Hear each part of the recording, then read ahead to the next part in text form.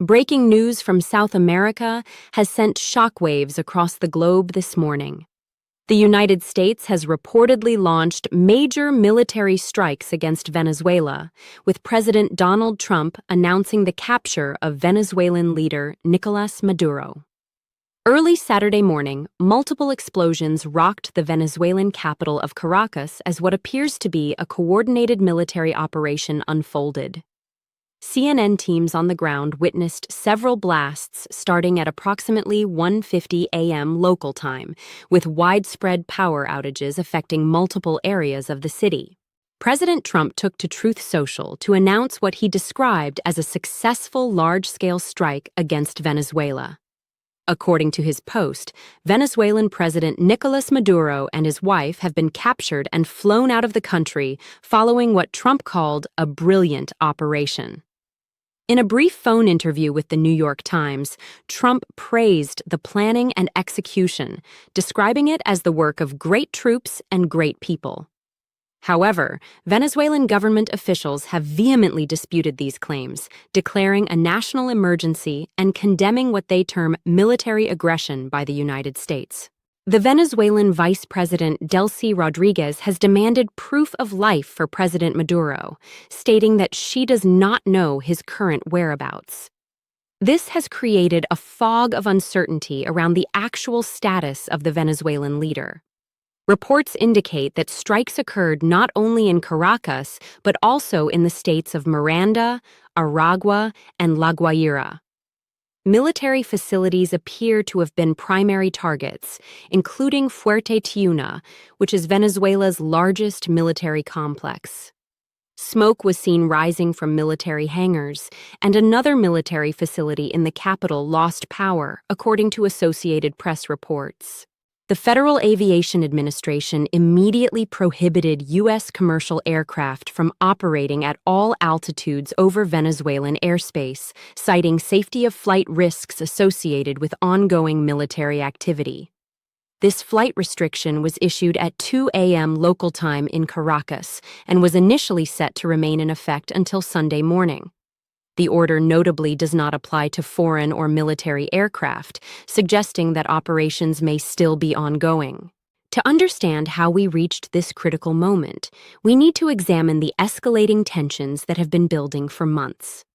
Since August, the Trump administration has positioned significant military assets off Venezuela's coast as part of what officials call Operation Southern Spear. This campaign has primarily focused on combating alleged drug trafficking networks operating from Venezuelan territory.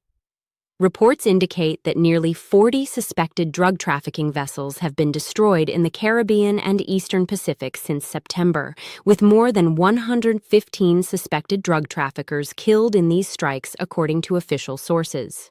The situation escalated significantly last month when the CIA reportedly conducted a drone strike on a Venezuelan docking facility believed to be used by drug cartels. This marked the first known direct operation on Venezuelan soil since the boat strikes began, representing a major escalation in the administration's pressure campaign against Maduro.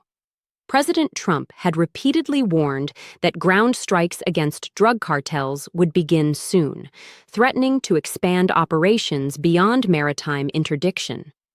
The drug trafficking angle has been central to the Trump administration's justification for military action. Trump has consistently claimed, though without providing detailed evidence, that Maduro leads a trafficking organization aimed at destabilizing the United States by flooding it with drugs. This has been used to frame Venezuelan leadership as narco-terrorists rather than a legitimate government, potentially providing legal cover for military action under counter-terrorism authorities. However, the situation is complicated by broader geopolitical factors. Venezuela holds the world's largest proven oil reserves, and the country's political crisis has had significant implications for global energy markets. Maduro has claimed victory in the July 2024 presidential election, maintaining that he secured a third six-year term. The opposition has alleged widespread fraud, publishing results later verified by independent experts showing that opposition candidate Edmundo Gonzalez had won by a landslide. The United States recognized Gonzalez as the legitimate winner and imposed sanctions on election officials for allegedly rigging the outcome. The detention of American citizens has added another layer of complexity to U.S.-Venezuela relations.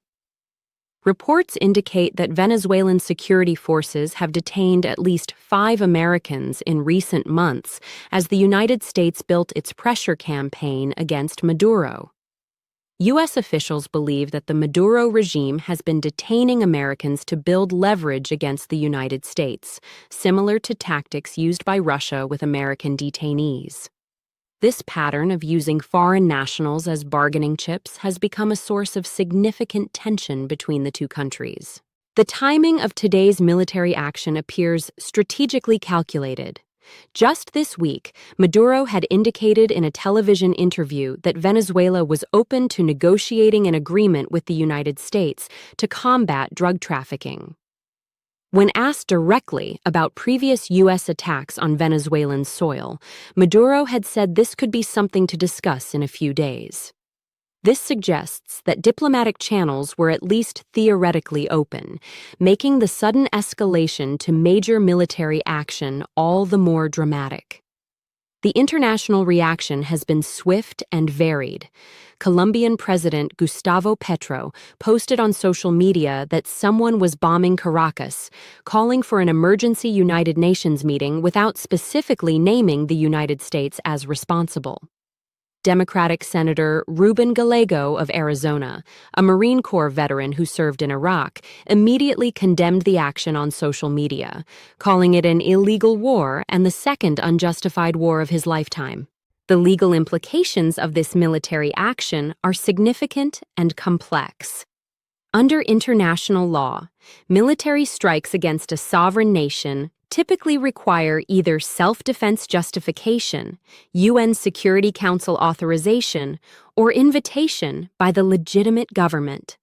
The Trump administration appears to be relying on counter-terrorism authorities and the designation of Venezuelan leadership as narco-terrorists to provide legal cover.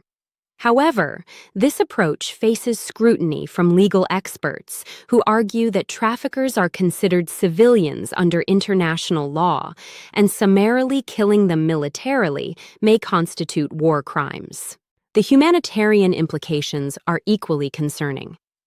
Venezuela has been experiencing a severe economic and political crisis for years, with millions of citizens fleeing to neighboring countries. Any military action that further destabilizes the country could trigger additional refugee flows and humanitarian crises throughout the region. Colombia, Brazil, and other neighboring countries are already struggling to handle Venezuelan refugees and would likely bear the brunt of any additional displacement. From an energy market perspective, Venezuela's oil production has already been significantly reduced due to sanctions and economic mismanagement. However, any complete disruption of Venezuelan oil exports could have global implications, particularly given current geopolitical tensions affecting other major oil producers. Chevron remains the only major U.S. oil company currently exporting Venezuelan crude to the United States under special license arrangements. The political implications within the United States are also significant. Military action of this scale typically requires congressional authorization, and it remains unclear whether the Trump administration sought or received such approval. The president has scheduled a news conference at Mar-a-Lago for 11 a.m. Eastern Time to address questions about the operation, including whether congressional authorization was sought. This could become a major constitutional and political issue if Congress was not properly consulted. Looking ahead, several scenarios could unfold depending on the actual success and scope of the military operation.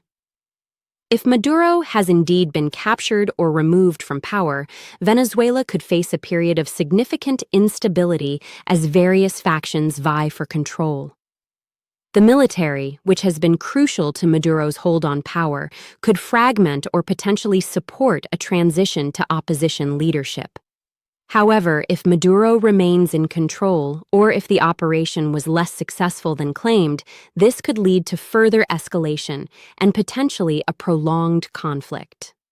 The role of Venezuela's allies, particularly Russia and China, will be crucial in determining what happens next.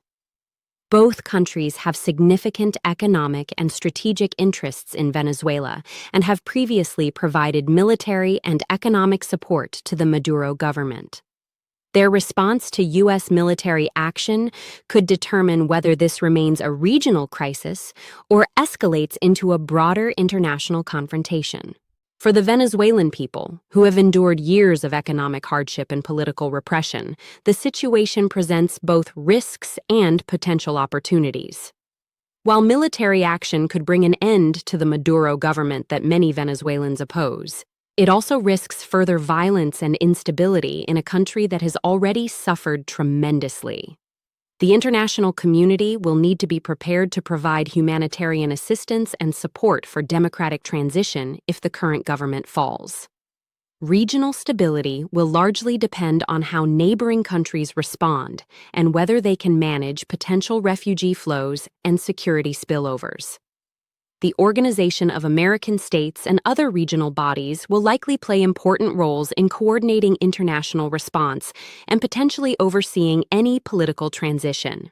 This morning's events represent a dramatic escalation in U.S.-Venezuela relations that could reshape the entire region.